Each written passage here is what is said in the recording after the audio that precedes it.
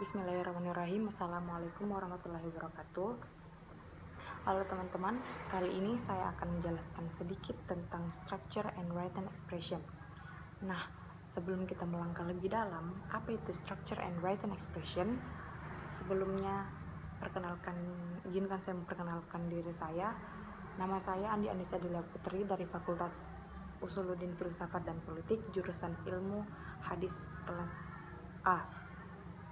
Nah, sebelumnya kita harus mengetahui apa itu structure and written expression. Jadi, structure and written expression adalah salah satu item yang diujikan dalam tes TOEFL. Nah, tes ini itu mengujikan pengetahuan tentang kalian tentang grammar secara umum, di mana item tesnya berbentuk pilihan ganda dan error analisis. Nah, kali ini kita akan masuk ke pembahasannya, yaitu structure and written expression. Apa itu structure and written expression? Jadi teman-teman, kita harus mengetahui apa itu structure and written expression. Jadi structure itu error analysis, sedangkan written expression itu mencari jawaban yang salah. Nah, kita akan masuk ke pembahasan yang lebih dalam lagi. Let's check it out. Nah, di sini the structure and written expression section. This section consists of 40 questions. Some tests may be longer. You have 25 minutes to complete the 40 question in this section. Jadi, kalau dihitung dari 25 menit untuk 40 soal, jadi kira-kira ada dalam satu soal itu kurang lebih kita mempunyai waktu sekitar 35-36 detik dalam satu soal. Jadi tidak perlu untuk berlama-lama dalam membaca setiap soalnya. Nah, di dalam structure and written expression ada dua jenis pertanyaan. Yang pertama yaitu structure. Structure question 1 until 1500s consists of 15 sentences in which part of the sentence has been replaced with a blank. Each sentence is followed by 4 answer choice. You must choose the answer that complete the sentence in a grammatically correct way. Nah, pada nomor 1 sampai 15 itu mencari jawaban yang paling benar. Nah, yang kedua yaitu written expression. Question consists of 20 until 5 sentence in which 4 word or group of word have been underlined. You must choose the underlined word or group of word that is not correct. Nah, jadi nomor 16 sampai 40 itu error analysis. Nah, di sini tuh kita akan menganalisis jawaban yang salah. Nah, selanjutnya di dalam structure and written expression itu ada beberapa strategi. Yang pertama, be familiar with the direction. Nah, maksudnya itu kita tidak perlu berlama-lama dengan direction atau soal-soal tersebut. Nah, yang kedua itu begin with question 1 until 15. Nah, kita harus mengetahui tingkat kesusahan dalam soal tersebut. Nah, yang perlu kalian ketahui di sini bahwa ada tingkat-tingkat kesulitan dalam soal structure. Nah, yang pertama nomor 1 sampai 10 itu biasanya soalnya itu sangat mudah, easy to medium. Nah, sedangkan nomor 11 sampai 15 itu very hard. Maksudnya nomor 11 sampai nomor 15 itu adalah tingkat paling tersulit dalam soal structure. Nah, selanjutnya nomor 16 sampai 20 itu kesusahannya itu menurun.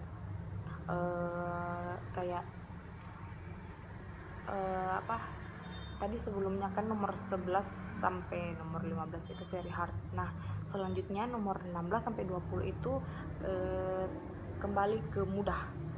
Jadi kembali ke easy to hard. Nah, 21 sampai nomor 30 itu kembali lagi ke sulit. Jadi berbolak-balik antara easy, medium, dan ke very hard question. Nah, nomor 5 yaitu never leave any question blank on your answer sheet.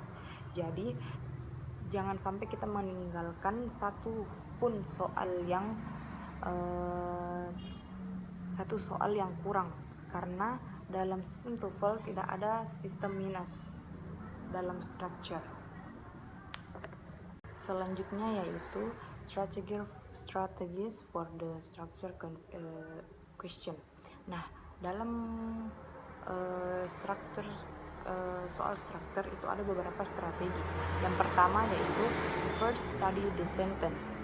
You purpose it to determine what is needed to complete the sentence correctly. Nah, di sini kita harus melihat kalimatnya untuk melengkapi kalimat yang hilang dalam soal tersebut. Nah, yang kedua yaitu then study each answer based on how well it completes the sentence. Eliminate answer that do not complete the sentence correctly. Nah, yang kedua yaitu kita harus melihat kalimatnya mana yang bisa atau cocok untuk melengkapi kalimat tersebut. Nah, yang ketiga yaitu do not try to eliminate incorrect answer by looking only at the answer. The incorrect answer are generally correct by themselves. The incorrect answer are generally incorrect only when used to complete the sentence. Nah, yang ketiga yaitu kita harus melihat soal baik-baik. Jadi kita harus melihat soal baik-baik secara rinci dan jelas bagaimana soal tersebut.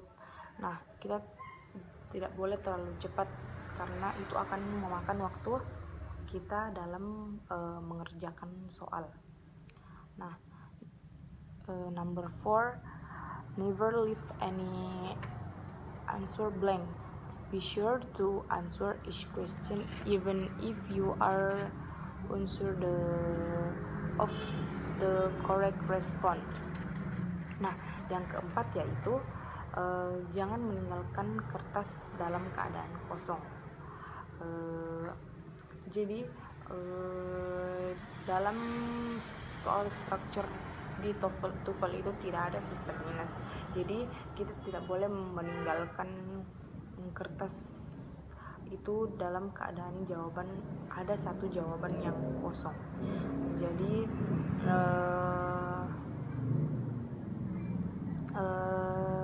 kalau misalnya tidak tahu, kita bisa menebak saja, yang penting dijawab begitu. Tapi jangan sampai jika kita tidak tahu, jangan sampai menjawab soal itu asal tebak saja. Makanya we have to study, to learn begitu. Nah, yang kelima yaitu do not spend too much time on the structure question. Be sure to leave adequate time for the written expression question. Nah, yang kelima yaitu jangan terlalu berlama-lama dalam membaca soal, karena itu bisa menghilangkan soal yang kedepannya, yang seharusnya ada soal yang lebih mudah dikerjakan daripada soal yang kita baca berlama-lama, kita pahami berlama-lama, sedangkan masih banyak soal yang belum kita baca, belum kita jawab begitu. Nah, the following skill will help you to implement the strategy in the structure of the TOEFL text. Jadi strategi sebelumnya itu dapat membantu kita dalam mengerjakan tes TOEFL bagian structure question. Nah, jadi teman-teman, sekarang kita masuk ke skill 1 yaitu subject and verbs. Nah, you know that a sentence in English should have a subject and a verb. The most common types of problem that you will encounter in the structure section of the TOEFL test are related to subject and verb. Perhaps in the sentence is missing either the subject or the verb or both. Perhaps the sentence has an extra subject or verb. Jadi di sini dijelaskan bahwa setiap kita tahu bahwa setiap kalimat itu harus ada subject and verb-nya. Jadi kalimat itu tidak akan menjadi kalimat kalau misalnya tidak ada subject and verb-nya. Meskipun itu dia kehilangan salah satu dari subjek atau verb-nya atau mungkin keduanya. Atau juga ada melebihi kalimatnya, melebihi subjeknya lebih atau verbnya. Nah, selanjutnya kita akan kita akan membahas soal-soal structure. Nah, for example one yaitu blah blah blah blah was ringing continuously for hours. Nah, pilihannya yaitu A. loudly, B. in the morning, C. the phone, and D. the bells. Nah, di sini itu kita harus melengkapi kalimat ini dan menentukan mana pilihan yang tepat untuk melengkapi kalimat tersebut. Nah, ya kan di sini itu was itu adalah verbnya. Nah, was ringing continuously for hours. Nah, di sini kan was itu verb, otomatis kita harus mencari verbnya. Nah, pilihan yang pertama itu loudly. Nah, loudly. Nah, setiap kata yang belakang hurufnya itu ada lilinya itu berarti kata keterangan atau adverb. Nah, berarti bukan termasuk jawaban yang tepat. Nah, yang B itu in the morning. In the morning itu juga sama kata keterangan gitu, kata keterangan waktu, bukan kata benda atau kata pengganti. Nah, berarti jawabannya itu berada pada bagian C atau D. Dalam soalnya kan bla bla bla was ringing continuously for hours. Nah, was itu kan adalah was itu subjeknya itu harus tunggal. Dan kalau where itu harus jamak. Nah, di bagian C jawabannya itu terdapat pada bagian C atau D. Nah, dua-duanya itu adalah kalimat adalah kata benda. Nah, kalau bagian D itu the bells. Nah, the bells itu ada S-nya, jadi ada bells-nya, ada S. Nah, itu lebih dari satu. Nah, jadi kan tadi harusnya was itu harus tunggal, sedangkan bells di sini kan ada kata S, berarti dia jamak. Nah, berarti dan bagian C itu adalah the phone, berarti di sini jawaban yang benar adalah the phone. Nah, jadi jawaban yang tepat itu adalah the phone was ringing continuously for hours. Nah, teman-teman, jadi seperti itu jika kita ingin menganalisis soal structure dengan baik. Nah, selanjutnya kita beralih ke contoh kedua, yaitu newspaper bla bla bla every morning and every evening. Berarti surat kabar itu titik-titik setiap pagi dan setiap siang. Nah, di sini jelaskan newspaper itu sudah berarti subjek. Nah, apakah every morning itu tenses dan every evening itu tenses? Bukan, karena ini karena keduanya itu adalah cuman keterangan waktu. Nah, di sini dan bukan verb. Every morning itu bukan verb dan every evening itu juga bukan verb. Nah, di sini itu sudah jelas ada subjeknya. Kita tinggal mencari apa verb yang hilang dari kalimat ini. Nah, yang pertama itu adalah delivery. Nah, apakah delivery itu adalah apakah verb? Tidak. Nah, karena pengantaran itu bukan kata benda atau kata pengganti ya, itu cuman keterangan. Nah, B, are delivered. Nah, ini mungkin bisa disimpan jawabannya. Nah, selanjutnya itu on time. Nah, on time itu tepat waktu dan itu bukan kata benda atau kata ganti ya. Selanjutnya itu bagian D, regularly. Nah, kembali ke sebelumnya bahwa setiap kalimat yang di belakangnya ada huruf li itu adalah kata keterangan, bukan kata benda atau kata ganti. Nah, are delivered itu adalah cocok jawabannya untuk soal di atas, yaitu newspaper are delivered every morning and every morning. Dan jadi jawaban yang benar itu adalah bagian B. Newspaper are delivered every morning and every evening. Selanjutnya kita beralih ke contoh ketiga, yaitu the plane landing at the airport in 5 minutes. Nah, the plane itu adalah salah satu transportasi ya. Nah, landing itu verb ing. Nah, apakah verb ing bisa berdiri sendiri menjadi sebuah tenses? Tidak. Makanya kita harus mencari jawaban yang tepat di bawah ini agar menjadikan dia sebagai kalimat simple continuous tenses. Nah, yang pertama itu it is.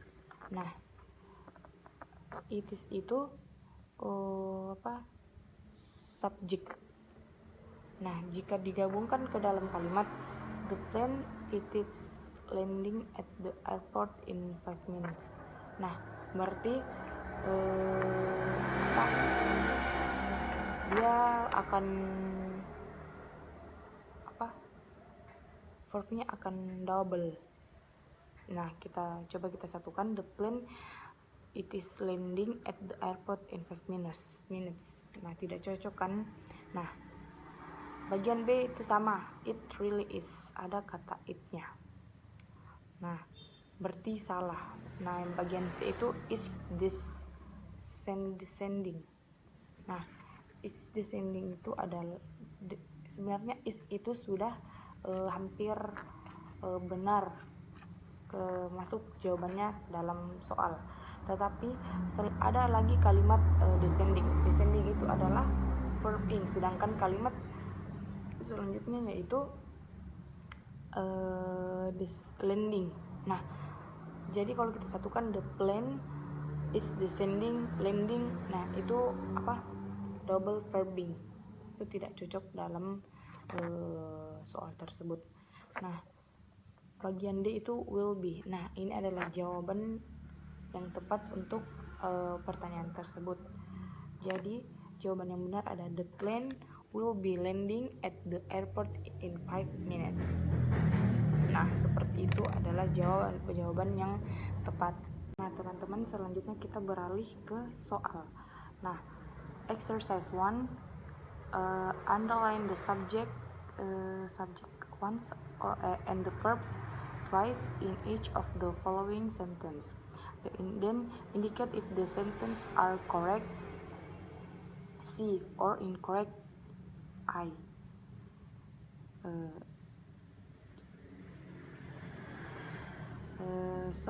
Jadi kita beralih ke soal nomor ketiga, yaitu accidentally drop the glass on the floor. Nah, accidentally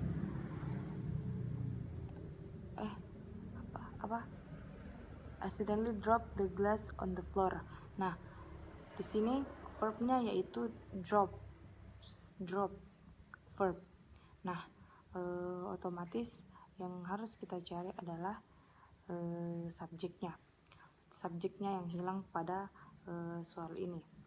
Nah, the glass on the floor, apakah dia itu subjeknya? No. Nah, kembali lagi bahwa setiap kalimat itu harus ada subjek dan verbnya. Kalau hilang salah satu dari kalimat itu, hilang subjek atau verbnya, berarti bukan dikatakan kalimat, ataupun ada yang dan itu tidak boleh double ya. Kalau misalnya ada dua verbnya itu tidak boleh double. Nah, accidentally. Nah, kembali lagi ke pembahasan awal bahwa jika ada kalimat yang belakangnya ada li itu bukan kata benda atau kata ganti, itu keterangan ya. Kalau ada lilinya, accidentally. Nah, berarti jawabannya salah. Berarti di sini jawabannya incorrect, salah, karena tidak ada subjek untuk melengkapi kalimat tersebut. Nah, nomor selanjutnya yaitu the customer paying the clerk for the clothes. Nah, the customer itu sudah jelas subjek, the customer. Nah, selanjutnya paying. Nah, apakah paying itu adalah verb? Sebenarnya paying itu adalah verb, tetapi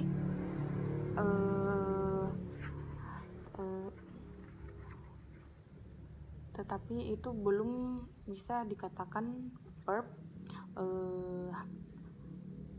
karena verb adalah semua tenses yang lengkap.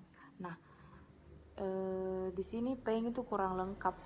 Jadi kalau mau lengkap itu harus ada